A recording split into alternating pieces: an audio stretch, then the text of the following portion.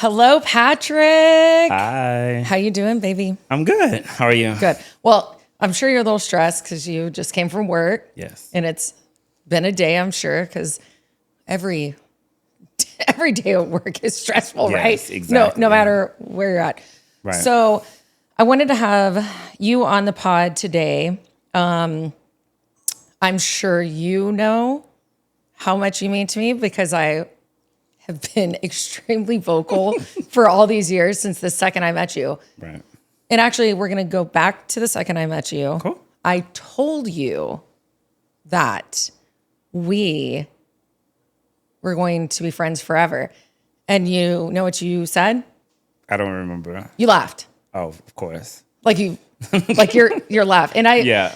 Okay, guys, his laugh is great. Hopefully you hear it during this pod. And he burst out in this laugh, and I was like, well, he thinks I'm joking. Right. Like, you obviously had no clue at the time. Like, I was a force. Yeah. And that I was going to stick to that plan of making you my friend. Mm-hmm. So, in one of my multiple lives, I went to cosmetology school. At the time, I was single, jobless, homeless, broke, had a baby on my hip. And I thought of the bright idea to go to cosmetology school. I always wanted to go, right? Hair and makeup were always a very large part of my life, much so because of my auntie. You know her. Right. She's fabulous. She was a Love her. cosmetologist. Mm-hmm. And I grew up just being obsessed with hair and makeup, fashion, all of it. And I found myself at this crossroad being homeless, jobless, all these things. Right. And I was like, it's now or never. So I did. I signed up, and you, Patrick, you were my core teacher, Yeah, right? I was always like want the to first say point of contact for you in that sense. Yeah. Yeah, I always want to say professor because I had gone to college before. Mm-hmm. And I would always say, oh, he's my professor. And you're like, no, like that's not what you call me or whatever. So our core class, a bunch of people like dropped out like the day before we started. So there was only 3 of us in there. Mm-hmm. So it was Patrick, myself, and 2 other chicks. And from the get, I knew that like I adored you, and you had your dreads then, and you always kind of have dreads or like blonde hair. You always have something, but you were, I don't think you know at the time, I guess, like what it meant to me and still what it means now. But I mean, my life was in absolute shambles, and your attitude is always 20 out of 10. Thank you. Even when you're having a terrible fucking day, you never show it. Mm-hmm. Like quite literally never show it. And I would show up. There were days I was crying or whatever. And he's an avid Beyonce fan.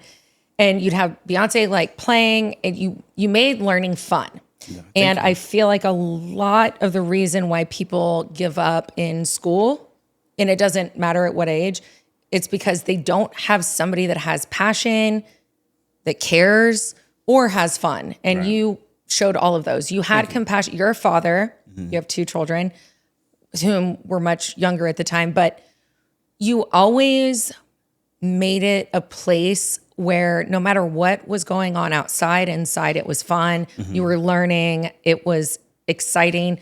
It wasn't a dread to go to. Right. Even though now I look back, like, where you worked, what a fucking shit show that place was. Oh my God. Yeah. If you're ever bored in life, go work for a cosmetology school for about a month and you'll get your life's worth. It's true. There's so much shit. Oh my, every day. Every day's a different day. Every day. And it's not even just the students. Yep. It's also the instructors and then like the admin, the owners, like drama. Every day, yeah. Every day, like, but it should be a reality show, honestly. Oh God, like every day. The fact Bravo hasn't picked this shit up, exactly. I mean, Bravo used to have that show. It was that crazy fucking bitch with white hair. Oh yeah, Tabitha Takeover, yeah. That was the only thing Bravo ever had that Close to it. close, but Yeah. pick up cameras and go to a fucking Aveda, Paul Mitchell, Ogle, whatever. It doesn't Right. even have to be a name. A cosmetology school. Just go to a Cosmo Yeah. school. It's a sorority house, basically. You know? You got the girls and the gays, and then you got your token few men that fuck them all. True. They're, True. that's the laugh you gave me when I said we're going to be friends. That's the laugh you gave me. It's true. He thought we weren't going to be friends. It's true. Bitch, bet. Look where you are now.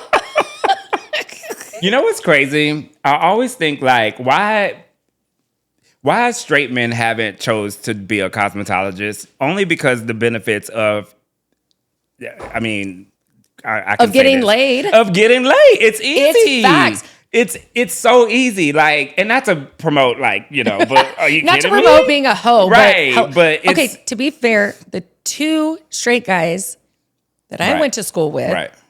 one got kicked out because he was sleeping with too many people. There you go. With a whole ass wife. Right. And then the other got kicked out.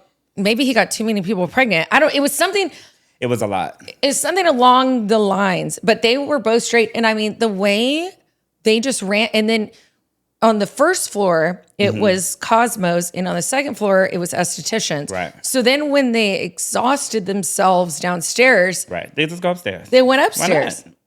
I mean, why not? It's a buffet. The you know? damnedest thing, though. I mean, And honestly, some of the prettiest girls, not to be whatever, go to cosmetology school.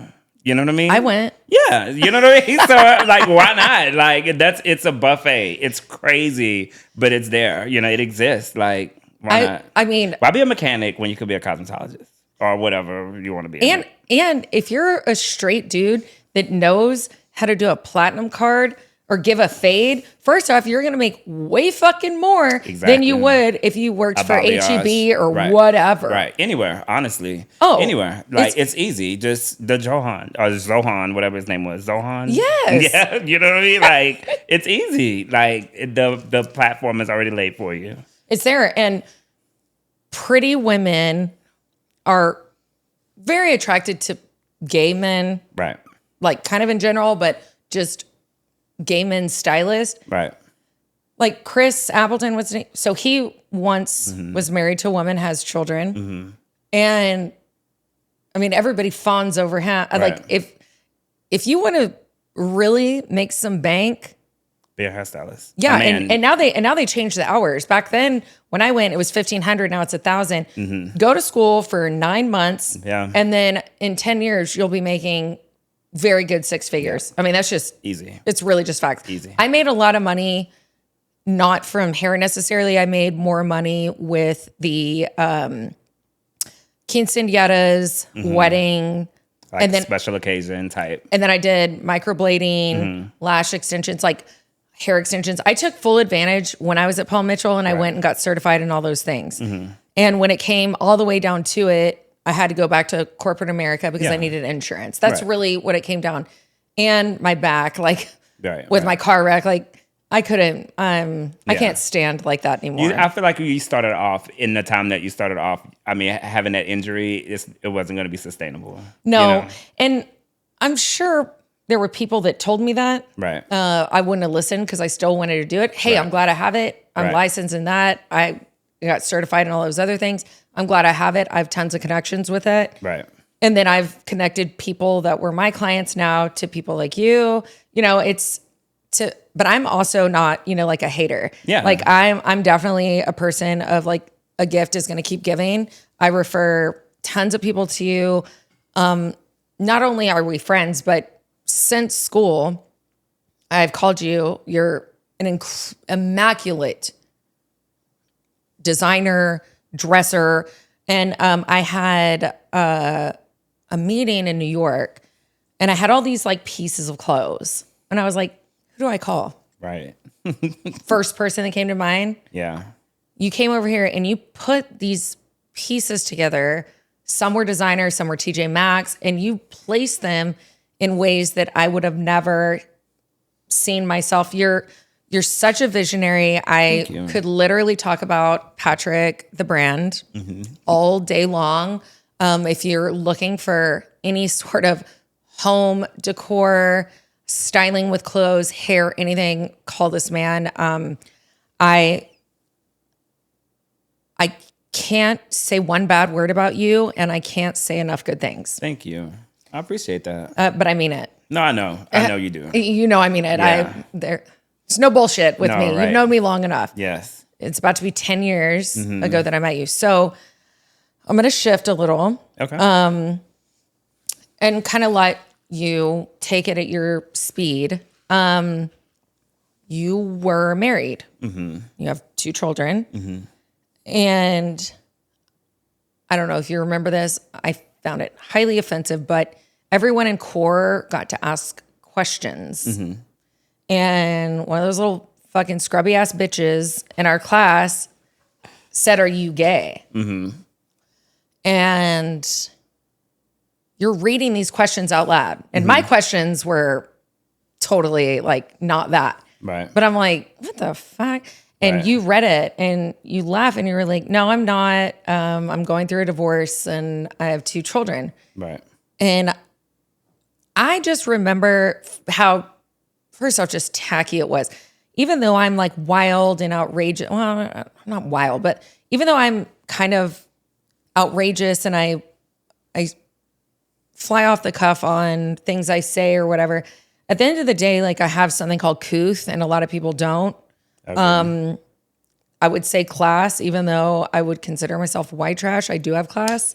It really, like, Okay. let's be. I mean, if you say that about yourself, I can't say you're wrong, but I don't look at you like that. I mean, dude, I don't know. I mean, white trash could be a spectrum. It could be a number of things. I don't know. Maybe you're on the other end of the spectrum. I lived in a trailer for a lot of years, and I ate healthy choice in that trailer for a lot of years. Now I'm. I say white trash is a badge of honor. Wait, did your mom not cook? Oh, we're not talking about. Okay, her. sorry. Okay, but healthy choice. I mean, Okay. It wasn't banquet. Okay. Okay. So I have to. So I have to give. So I have to give credit now. Now that I've talked about this, because it's like a total joke. So my father bought this trailer when I was a child, and he built a barn, and he lived in this trailer inside this barn that was outside of his clinic, so he could walk to work every morning. And God love that man. Like, I'm definitely a lot of who I am because of him. Right.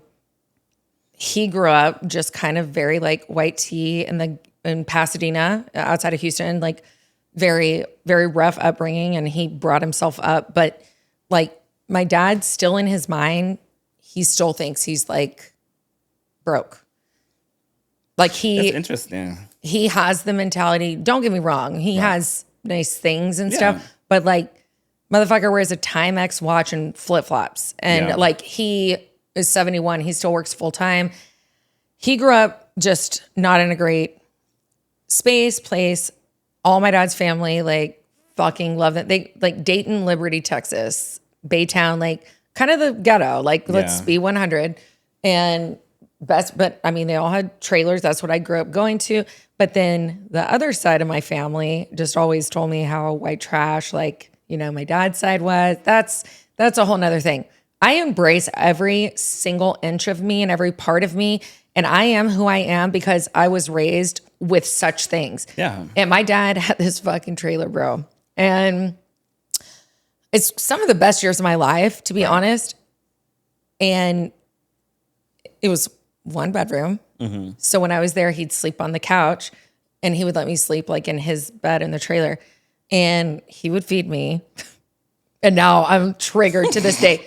Fettuccine Alfredo with broccoli, and then he'd put ketchup and jalapenos on it. That's what I ate for like years of my life. So now anytime I see a healthy choice, I want to take them all out of the cold section and throw them outside. Like it freaks me. I'm like, when I hear fettuccine Alfredo with broccoli, I'm like, it's a whole thing. But you know what? My dad, here he is with this little girl. Yeah. He don't know what to fucking do. Yeah. His mom died when he was a child.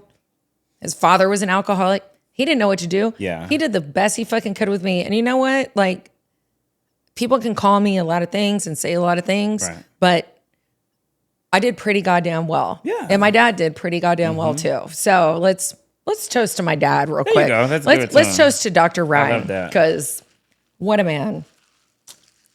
But I don't know where anyway, the ketchup came from, but I get the jalapeno. oh, he was onto something. he eats ketchup like, and you know- jalapenos on to this day, on everything. Really? We can be at like a Michelin star restaurant and it'll be like, y'all got some ketchup and jalapenos.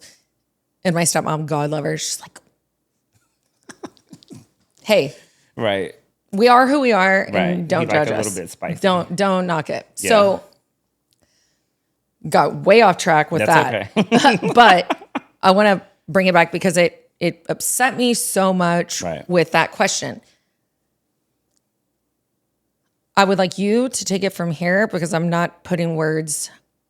All I know is one day you're like, I'm moving to Spokane, Washington. Ew. That's what you did. I did, but we don't have to say that. Oh, sorry. But I did. But no, you did- only ill because ew. I've never been there, so I can't Yeah. speak on it. And you would probably feel the same. I've way. never been to Washington State. I've only been to DC. It's beautiful. well, yeah, I Washington mean- itself is beautiful. Well, all up there is like Montana, Washington, Oregon. Gorgeous. It's gorgeous. So Yeah. I've been to Montana, Idaho, Utah. I've been there. I've Yeah. never been to Washington and Oregon. I've been all over Cali, but I don't know anything about Spokane. But you, truthfully, why did you move there? Did you really? No, I moved. So to take it back in the classroom, it's so funny that you remember so much, and like I don't remember that until you said it, and I'm like, damn, that did happen. It did. I was But, you know, mortified. What was even more crazy about that situation was, so when I started teaching, this is a crazy story. When I started teaching, I was literally in the middle of a divorce that I completely did not expect to happen. Because she left. She left, yes. So I was blindsided by that. And there were like no signs. I would be lying if I said there were no signs, but the signs weren't what. It just wasn't something that. So this was my high school sweetheart, right? I knew that. And just to even take it back further, just to give you like some type of insight, I grew up in Louisiana. Yep. You know, born and raised. It's the Bible Belt. So Yep. Louisiana, Georgia, My stepmom's Mississippi. from Baton Rouge. I get it. You know, and I grew up very heavily in the church. In the church. Baptist, right? Girl. Bible. Church of God in Christ. Ooh. It's like Pentecostal. Oh, that's like Yeah, it's gnarlier than apostolic. Baptist. Yeah, it's like Baptist on steroids or on heroin. And I grew up Baptist, and Baptist was fucking rough, bro. Way worse. Like it's the women wear skirts to the ankles, no jewelry, no makeup. Like, you know what I mean? Like the man is the head of the house. He sets the order. He does like the woman follows and submits, and you can't go to everything is a sin. Like everything, the movies, the music. You just I got slapped once for chewing gum. in church. Wow. Slapped, bitch. Slapped. Fucking slapped. Who slapped you? Let's not go there. Okay. Yeah, but I but- never got slapped for chewing gum, but I've been to hell a bunch of times for much less. Like, or you're going to hell, like, because you did something like random. And I'm like, oh dang, like, is anybody gonna make it to heaven? Like, you know, that's how you feel. Like, well, who's going at this point? You know what I mean? But we're literally in church, like, and this is not exaggeration, 3 to 4 nights a week. I was in church. Okay, I was 2 days a week at church. Oh no! I had choir rehearsal. I had youth service, Bible study, prayer service. We had. I went to church so much as a child that when I would go to school, and people would be like, "What did you do?" Like, you know, This weekend, you're this like, I was at weekend, church. I was at church. You know, why isn't your homework? I was at church. Like, and it was such a normal thing. It was so normal. Yeah. You don't even think about it. You think everybody's at church. Well, because when you grow up around it, you think it's normal. So how are you going to get there if you're not in church, on a Thursday night?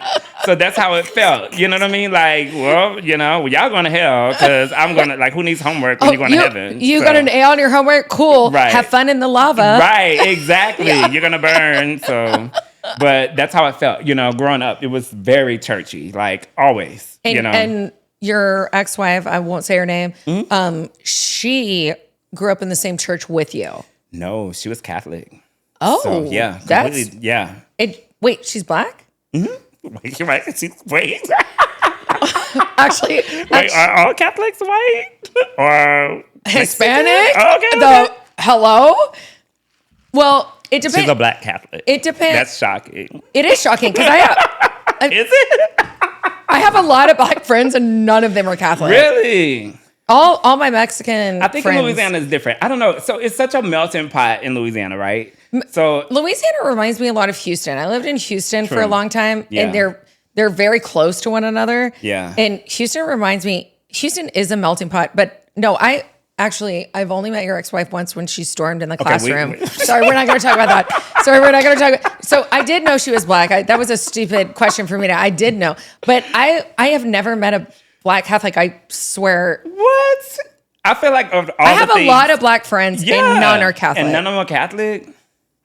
No. I don't know. I mean, if that's the revelation for today, let it be. But a black Catholic? That's not far-fetched, friend. Well, if I heard a black Jew, that would freak me out more. But because I really haven't. Yeah, well, it exists. But you have to see. I grew up in South Texas, and so basically all my friends are Mexican, and they're all Catholic. I have a few Italian friends, and they're like Italian Jews. And so, like, I have weird groups of like, but I've never heard of That's okay. Listen, I think what's more shocking out of this entire session is that I had a black Catholic wife. No, I'm more shocked by that's honestly the most shocking thing I've heard in a while. What? No, it's okay. Okay. All of my black friends are hardcore organ playing Baptist. Yeah. All of my black friends. Yeah. Like every single, and I but you know what? Let's talk about that because that's kind of a problem. Not because your black friends are Baptist, but I think people think when we talk about religion, right? When we talk about just religion in general, that my issue was I went to predominantly white schools growing up.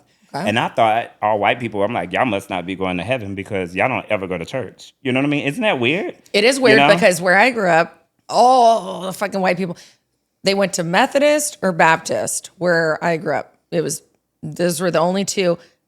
All my Hispanic, Mexican, whatever you'd like to call them, all went to Catholic.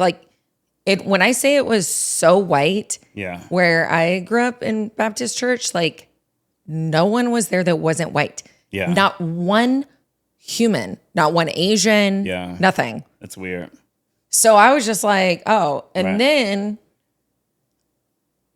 come the time of quinceañeras, and I grew up in South Texas. So then all my Hispanic friends were like, oh, can you be in my party or whatever it is? You do your fucking dance and wear a stupid dress and whatever, all that shit. I'm triggered. I had to do about 10 of them in 1 year because they all turned 15 at one time. Yeah. So then I was and then it cost all this money, and then I was getting yelled at. I gotta drive you to Corpus Christi to get another dress for this quinceañera, and I'm like, and then I'd have to go to classes to learn the dance, and Jesus. So, and the whole point of the quinceañera is you're not having sex or whatever, and it was every one of those girls was already having sex. Why are we in this Catholic church? My knees were bruised for about 3 years after that 1 year. Stand up, sit down, kneel up. I was probably the only white one in those Catholic churches during that 1 year because everybody that had Jesus aerobics, basically. I'm gonna tell you what, my knees probably still have scars. Probably, and not from a fun time, right? Whoa. It was I meant. Well, I don't like to do that either. I mean, but The But Lord is a fun time, right? The Lord is? I don't know. I hope. The Lord's a fun. What's fun about the Lord? I don't know. All I ask the Lord for is forgiveness and to help me, and all I do is continue to get shit on. Oh, man. I'm like, dear God, please help me. Why are you putting me through such hell? Yeah. Please forgive me because I cuss. Please Yeah. forgive me because I don't know, sin. Yeah. I mean, The Lord's my Patrick. it's okay. Anyway, so we're back to Spokane. Let's go back. And why did you move there again? Oh no. You actually. Let's go back to before. When she asked the question. Oh no, I'm sorry. That's okay. I remember where we were. You were going to church 4 nights a week. Yes, and I was. You and are from are from Louisiana. Okay. Yes. Wow. Oh, Okay. she never sees this. I will be sued. Okay. Yes. So going back, I grew up in church, Bible Belt, like serious hardcore religion, right? And I think honestly, when you grow up that young, so religious, it strips you from your own personality, your own character development. You know what I mean? It strips you from everything. Everything. Because you believe what these people are brainwashing. If you do this, you're going to hell. If you do this, you're going to hell. And if you tell somebody a lie, right. And I'm not talking about the church, I'm talking in general. Yeah. If you tell a lie as a human, right, multiple times, you're going to believe that lie. Yeah. Anything. Anything. It doesn't if matter. You're conditioned, right? Yeah. Like, so you're conditioned to believe whatever, right? And I'm not saying that church didn't shape me and mold me. You know what I mean? I think it instilled in me great values and morals and principles. There's a lot of positives from church. Right, for sure. But I do think also the flip side of it that people don't really talk about is that how your identity literally becomes that. And I think growing up, that's who I became growing up. When I started dating in high school, I only dated one person, and that's who I married, because we were in love. Yeah. So okay. See, I didn't know that. Oh, friend, it's so many layers. Like, we'll be here all night. And y'all were married how long? 14 years. And how old are your kids? Right now, they're going to be 20 and 23 this year. Yeah, I knew they were. And how many of the 14 years were you married? Wait, what was your question? Oh, you said you were together 14 years. Oh, no. We were married 14 years. Oh, how many years were y'all we were together prior to just like high school. Because I got married at 19. I was a child. Okay, sorry. I was literally a teenager. So when I got married, I was 19. That's not uncommon. You know what I mean? Especially in let me say, on the island, in the sense that I grew up in, that wasn't an uncommon thing, because the Bible tells you it's better to marry than to burn. Meaning, like, to burn with your lustful thoughts or your lustful actions, so you should get married, right? So, okay, so I'm sorry, that was my flub up with that question. That's okay. So, wow. Yeah. It's like I married young. I was a kid, basically. At 19, you're a kid. You were a child. Yeah. I don't really think I started being an adult until a few years ago, and I'm 38. Like, truthfully. No, I agree. I don't think you see enough of the world or anything. I think 30s need to be the new 18. Mm-hmm. I think at 18, you need to like go and run and do what you want to do and sort it out. And then at 30, reconvene. Yeah. And I have a lot of friends now having their first children in their 40s. Yeah. Yeah. Well, we're taught that you should know your career by the time you graduate high school. Right. Like, for the rest of your life, you should know what you want to do. At 18, you're kicked out. Right. Figure it out, sort your bills. What are you going to do for the rest of your life? And it's like, what? Yeah. Okay, so you got married as a fucking child. Teenager. I was a teenager. Like, it is what it is. So y'all got married and how did y'all end up in San Antonio? We ended up in San Antonio because my brother lived here, and I thought is that the one that lives in Spokane? Mm-hmm. Okay. Yeah, he lives in Washington. So I was like, well, backtrack. We got hit by Hurricane Rita and Hurricane Rita was like super devastating. And we tried to stick it out because I was a business owner at the time and was hoping to recover, and it just didn't recover. So, I mean, yeah, right. So, I feel like Rita, then Katrina. yeah, Katrina was first, and then Rita. So it like slammed Louisiana. I don't feel like Louisiana's ever recovered, and that's just like my own opinion. I'm not Right. from there. My stepmom is, but I don't feel like it's ever bounced back. Right. Like not from what I remember going Right. when I was younger. So y'all moved here because your brother was here. Yeah, moved here. My brother was here. And just to preface this, like, what I knew is what I knew. You know what I mean? As a kid, as a 19-year-old, you know, I knew I was in love. I knew I loved this girl. I knew that I was going to be with her forever. You know, I knew this was my life, you know?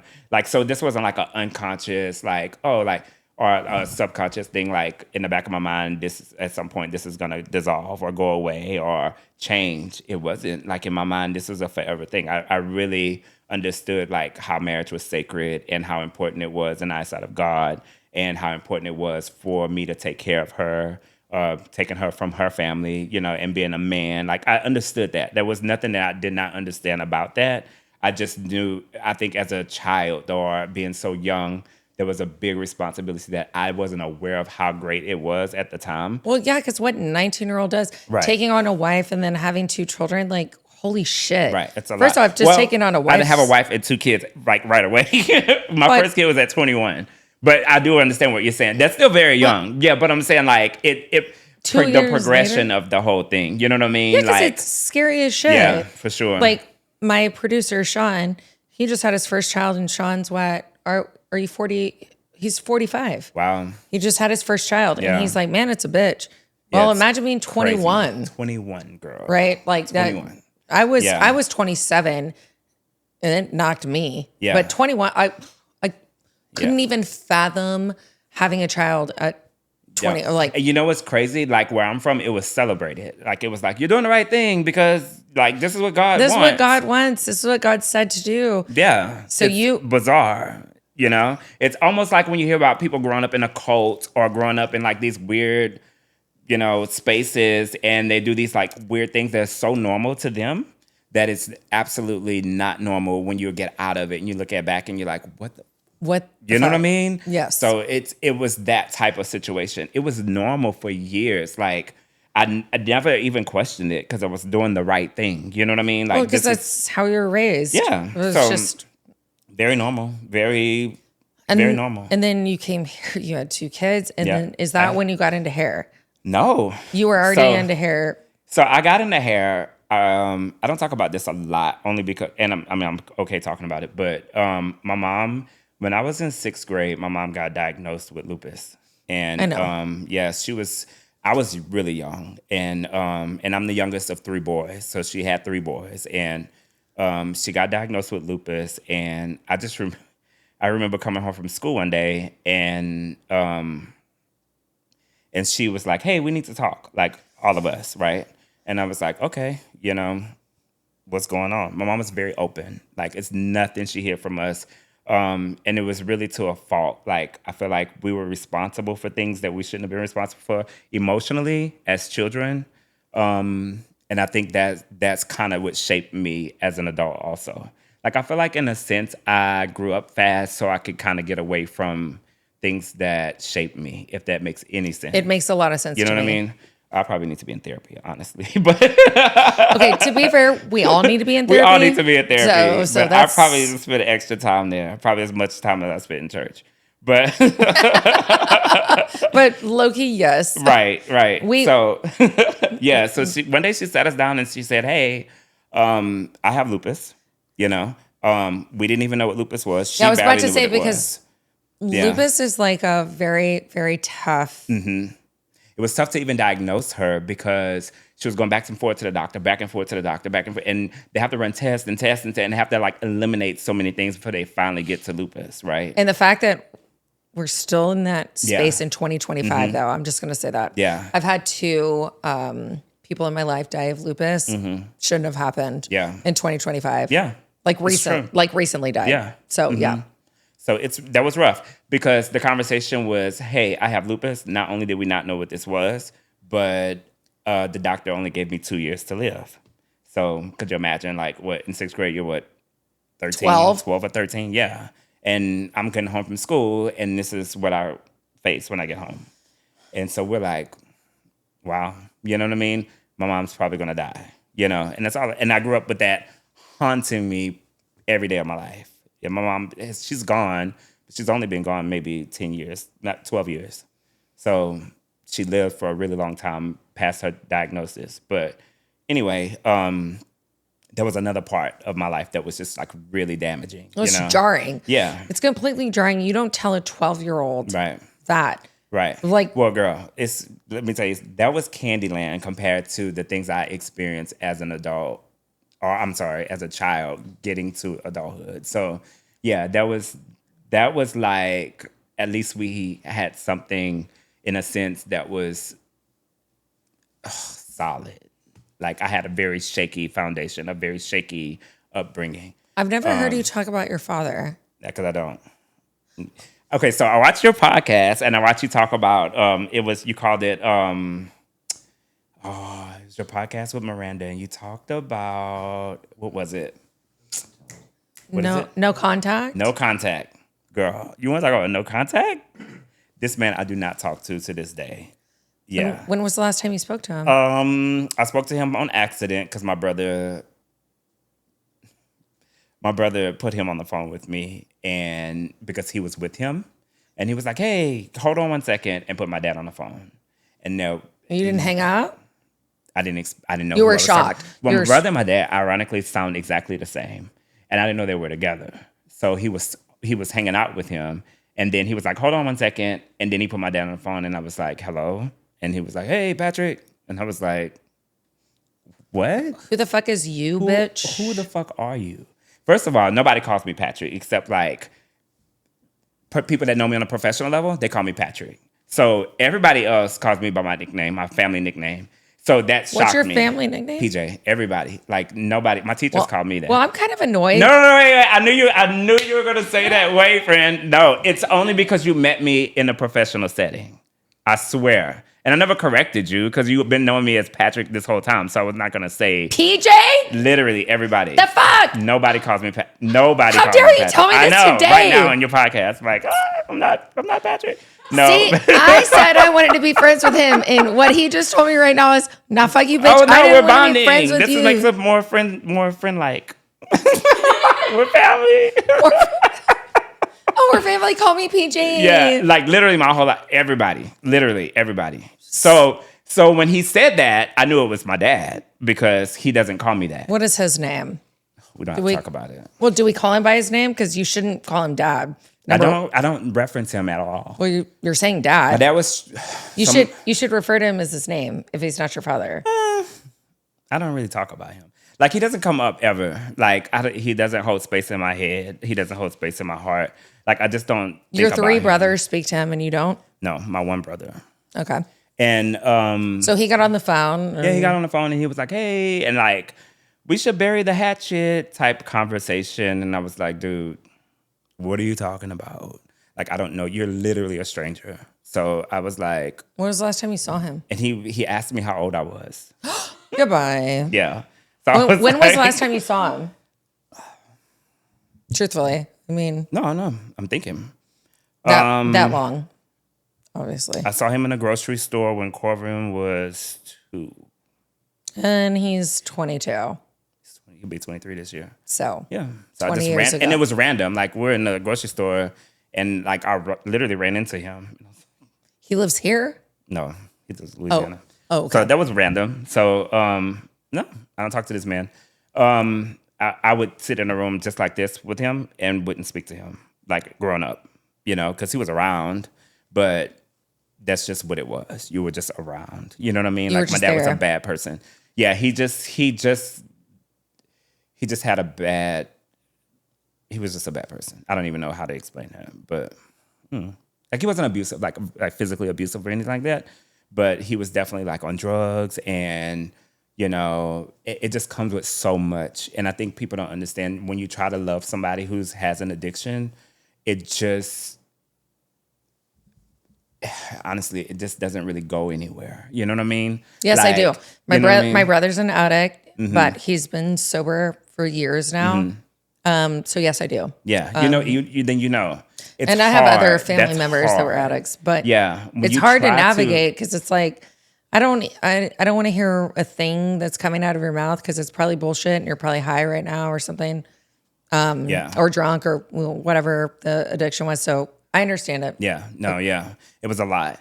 It was a lot. So now I have a mom that's gonna die, and I have a dad that's literally on drugs that we never see, or when we do see him, it's like broken promises, and it's just a bunch of like shit, and it just never gets better, And as a child, you eventually grow numb to, okay, well, To a lot of things. Yeah, you're lying, obviously. Yeah, and You grow numb to a lot of things Yeah. because you're like, okay, yeah, I can't rely on the people that brought me into this world. Yep. So I'm going to rely on myself Yep. and I'm going to listen to the church Yep. and I'm going to marry my high school girlfriend. Yep. And then we're going to start our lives together and we're going to have kids Yep. because that's what the church says. And Yep. we're going to get as far away from this bullshit as we can. And we're going to make our own new yeah, life. Yeah, and it's gonna be great because I have control now. Right. You know what I mean? Before I didn't have control what happened to me as an adolescent. So now I have control. I can fix me and I can like make this a great thing. You know what I mean? I mean, we all think that. Yeah. We're all like, I'm getting away from this and I'm gonna make it better. Yeah. And then, life hits you. Yeah. But and for a long time, it was so good. Like it Really? was yeah, oh my God. It was With you and your wife? amazing. Yeah, we didn't have any issues. Like we didn't have any problems. Like it was amazing. I had an amazing marriage for a long time. Like, it wasn't like a shit show. Not at all. That's Yeah. but I don't know her. Yeah. I've only met her once, but I don't know her, but I would feel like you're kind of easy to Yeah. be with. Yeah. Yeah. And most people You're so chill. Yeah. I've never seen you mad Mm-hmm. in 10 years, almost 10 years. I've never seen you mad, raise your voice. We didn't argue. We didn't argue for our kids. Like that was our God. number one rule. We didn't argue for. If we had something to say, we shut it down. When our kids were away, hey, we need to talk, and we had a conversation. like, and that was it. That's like, I feel like that's like the best role any married people, not married people that cohabitate, whatever. Yeah. I feel like you want to fucking scream at me. I want to punch your face, Mm-hmm. whatever. The kids are asleep. Yep. Have at it. We'll Kill Bill number 3. Yep. Yep.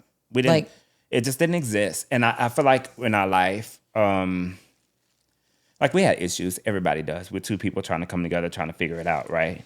And then we were so young. So I think even being young at the time, because we haven't developed like to be set in our ways. We learned together. Y'all were So it was teenagers. easy. Yeah, we had an Yes. easy go up until like the last like 2 years. And I think at that point, and I don't blame her anymore. I used to, but I think at that point we realized we're growing apart because we're growing up. You know what I'm saying? And I'm I not think the that's same what person divided I us. was 10 years ago or 20 years ago. Yeah. Yeah. And nor are you, Yeah, yeah. nor is she, Yeah. nor is anybody sitting in this room right Yeah. now. We all grow, we evolve, we change. Yeah. So she ended up, Yeah. She was like, I'm out because this is not what I want anymore. And I think that I think for me, it hurt more because I didn't know anything else. You know what I'm saying? I was 19. I gave you everything I could possibly give. You know what I high mean? school and Yeah. adolescence. Yeah. And yeah. Yeah. So it's my first everything. Like, so you just like, my world is like over. Crashing. Yes. So when I met you, it was literally Armageddon. Like I used to, and I don't know if you know this, but when I first started working at the school, this one and all like literally hit the fan. Like the week, maybe 2 weeks after I started the school, that's when she decided to leave. So she was like packing. I would go home. I would get off of work, and I had a suite. I had a salon suite, so I had my own business, and I would do that. And when I got home, there were boxes in my kitchen, like with her name on it, like, hey, this is my stuff. This is my whatever. And I'm like, what's happening? You know what I mean? And then I had just started this job. So I can't like crash out. Like, this is not the time to be that person where like, I need some days off because my life is fucked up. You know what I'm saying? So I'm like, I don't know how to pull this shit together, but I have to pull this shit together because what is happening? My life is literally going upside down. So what I would do is it's so pathetic. But what I would do is I would be at work, and on my lunch break, I would park next door at the Walmart. I would literally like try to get away from the school so nobody would see me, and I would just cry for an hour and then come back to work. That's not pathetic. That's not, first off. It's not pathetic, but it felt pathetic. It's for a long time. I don't know why, but it just, when you can't do anything for yourself and you just feel sorry for yourself the whole time, it feels a little pathetic. Well, that was your first problem. Yeah. You felt sorry for yourself. Yeah. Because no one, and I mean no one listening, watching, no one should feel sorry for themselves. No matter what we're going through, how shitty it is, feeling sorry for yourself, like, shut the fuck up. Though, this is my thing in my head. Auntie's always in the back of my brain. Her. She's the best human alive. And when she's gone, I will quite literally die. Yeah. She has told me from a very young age, why do you feel sorry for yourself? Right. You think this is the first person it's happened to? You think it's the last person it's happened to? Right. I mean, every bit of advice I got from her. Yeah. Her husband cheated on her, left her. He's now still married to that woman. Yeah. And she still has to be around her and all this. And she's like, I've gone through shit. She's like, when he left me, da da da da da. When my daughter's dad kicked us out, I call Aunt Jerry and she's like, you got 5 minutes. That's her rule. Yeah, figure it out. She goes, you got 5 minutes. And I'm like, what do you mean? She's like, you got 5 minutes, cry about it, and get the fuck up and let's go. Yeah. Don't ever say that ever again about you feeling sorry for yourself. And I used to cry and that feels silly or whatever. Girl. Don't. Yeah. No, I get it. I do get it. And at the time, like, within a span of like 2 months, I had lost 30 pounds. I stopped eating. Like, and you're not even. Yeah. You don't Could you have. imagine? Even back then, I was even smaller. No, you were. Because so was I. Yeah. Well, we all were. But I have PCOS. Yeah. And like when you have PCOS, like I can either take Ozempic or just stay fat. So I'm just going to say fat. I'll say thick. I want to say thick. Right. But no, I don't. Listen, I'm glad you're telling this story because sometimes it does just take fucking driving somewhere and crying. Or just crying in the bathroom or wherever you're crying. I would call people and like you say, your auntie like helped you out with that. I did have people. Now that's the one thing I did have as a support system, because I think everybody around me was just as confused and just as frustrated and just as hurt because like what is she doing? Well, you're a part of my family. You know what I mean? Like you're my family. You're my life. Yeah, you know what I mean? So, it was devastating. So and so when I met you, this is what I was going through. Like when you say like, oh, I never see you, like this or like that. I had to mask all of that. You're very good at it. Well, I appreciate that. But I feel like I've done it my whole life. I went to elementary school or middle school and nobody knew my dad was like on the streets, you know what I mean? Or in and out of our home or verbally abusive. Like nobody knew that. Like nobody knew my dad's on drugs. They won't know until they probably see this podcast. But you know what I mean? But I masked that because that's embarrassing. You know what I mean? And even though you can't control that, but that's how you feel. Like, and like I said, as soon as I can control my life, that's what I did. So at the time, whenever I was going through a divorce, and that. Just so many things happen in that situation. I'm gonna ask this. Yeah. Did you know you were gay when you were married? No. I don't think it was okay, so I look at it like this, if this makes sense. I don't think like, I feel like this could be so controversial because I think sexuality is such a spectrum. when it comes to who you're attracted to and who you would actually fuck, if that makes any sense. Because that's what it really comes down to. It actually does. You know what I mean? So I think when it comes down to, well, for me in my situation, when I was married, all I saw was my wife. You know what I mean? That's all I was supposed to see. You know, it was never going to be another person, another woman, definitely not another man. Like, this was my wife. This is who I'm married to. This is who I respect in that, because she's my wife. When I got divorced, I felt like... You started seeing other things? Not that I started seeing other things. I felt like... I don't know how to explain that. I just felt like things were different. You know what I mean? Like, I would say that I found men attractive before, but I would never, ever go there. You would never act on your thoughts. I wouldn't even think about it long, because I would be like, that's insane. You'd be like, oh, he's attractive, but I have my wife at home. Yeah, keep like, it moving. Are you crazy? Like, but, like, even for myself, like, I would never. But even me, like, I can appreciate anybody's anything. Like, women, I find women highly attractive. I find men highly attractive. Acting on it is another thing. So I get what you're saying. Yeah. And then also I was like Bible beat. So even if I thought that, it was wrong. So I'm like, well, that's wild for me to even think that. That's a really weird thing to think. So what made you, I guess, finally act on it? I think at the time I found freedom in being divorced, if that makes sense. Like, I was like, well, that's done. She gone. So what the fuck am I supposed to do now? You know what I mean? Like, I can actually date around. I can actually sleep around. I can now explore people. You know what I mean? People are interested in me. Why not? You know? It was that kind of thing. It was like, now my curiosity kind of just ran rapid in my mind. I was like, this is interesting. And so then when you, like, I guess, explored with men, you were like, okay, I like this better? Not necessarily. Like, would you date a woman now? Yeah, I would.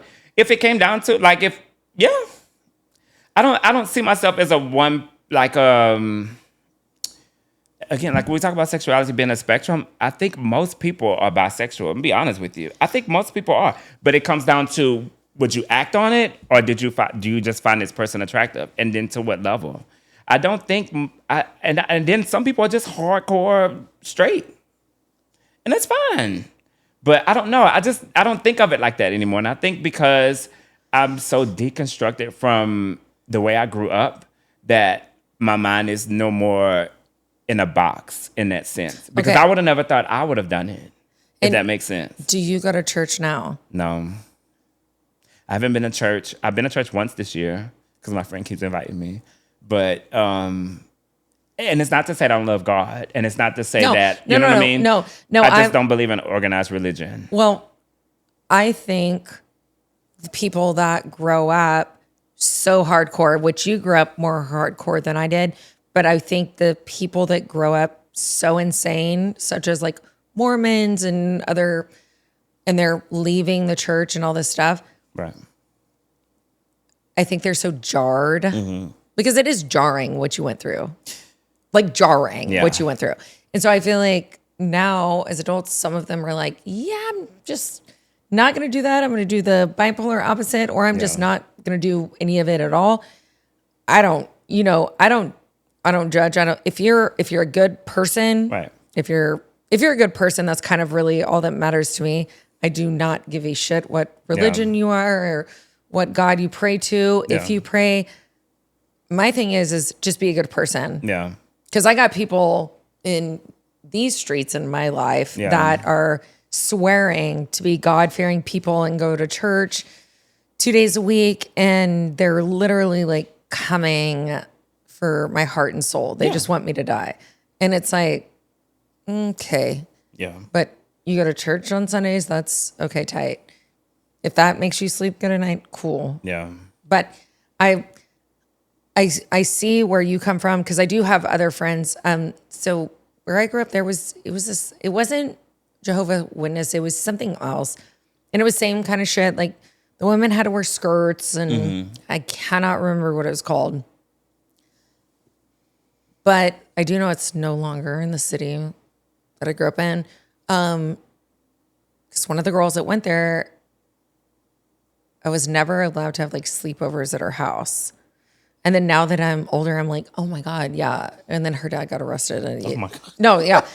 But it was like, it's like when you think people are weird, they probably are. Yeah, for sure. No, for sure. Like he was like a pedo. Yeah. No, it was like, and at the time, like the people that were raising me, they were like, yeah, you can't go to a sleepover at her house. And I'm like, oh, why? And now that I'm older, I'm like, well, I just saw 17 Datelines about this. Yeah. It's creepy. Yeah. So I know we touched base on like a billion things today. I really appreciate you coming on, and I want to have you on again because I want to talk about like a lot of other things, but I want to thank you from the bottom of my heart because I know some of the things you said. First off, I never knew. And I'm sure you probably don't talk about because you suppress them and you're just like, I'm just like moving on. But I want to tell you how much I adore you, admire you. You have 2 wonderful children. His son is serving. Yeah. Thank you, Corvin, for your service. Your daughter is so smart. She reads 9,000 books a day. Regardless of what's happened with you, like you have 2 amazing humans that, you know, came from you. And like, you're such a hustler. You're such a hard worker. You show up with a positive attitude. You're always laughing. You're always smiling. And you work literally 7 days a week. I mean, really, like and you could have defaulted and been like your dad. Yeah. Oh, yeah. Oh, easy. And I think that's what's important. I think, I just think in life in general, like, I mean, we all have choices, right? Like we all have choices that we can make. And unfortunately, some of us have to make choices earlier than we want to, or we have to make harder choices than the person next to us, you know? I don't think that I was dealt an easy hand at all, you know? But it's what you make out of it.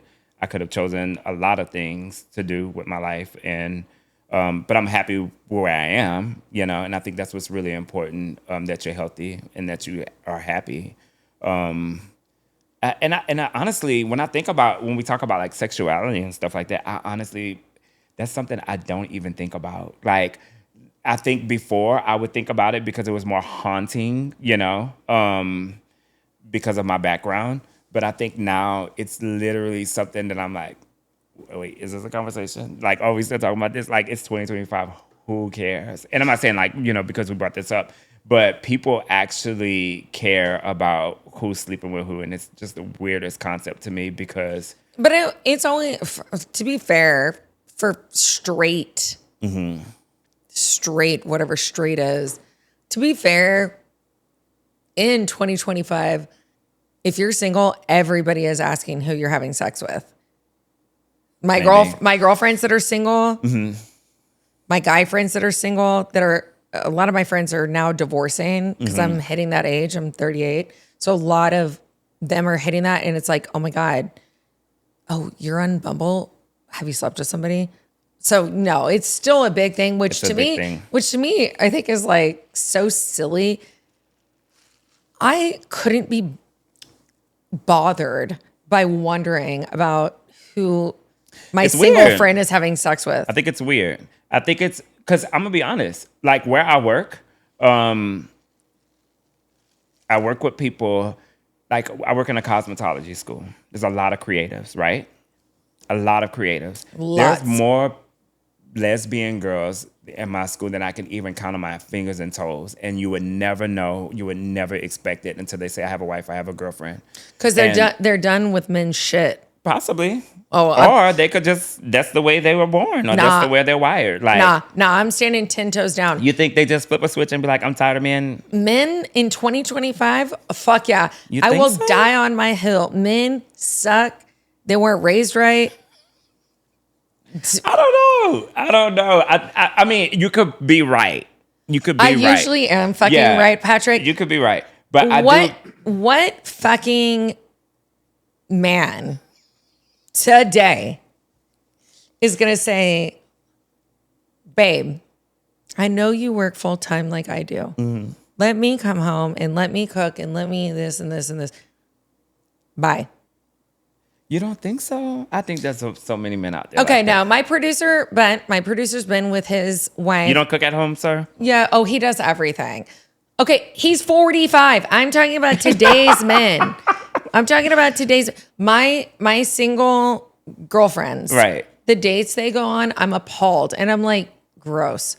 Just the shit I hear. Yeah, but I think that's just people in general. Like, I think there's garbage girls out there too. Like, there's what? Women out there.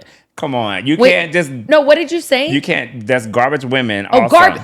Garbage. Yeah. But you said God rich. I was like, what's up? Garbage. Like trashy women that don't do shit. People that have these expectations. Like now when you talk about the dating pool, and because I have friends that are like actively dating on these sites and the apps and stuff, like the 50-50 conversation comes up. If you're this, and you're the provider, and you're the, like the rules have switched, friend. They're not. Oh, there's no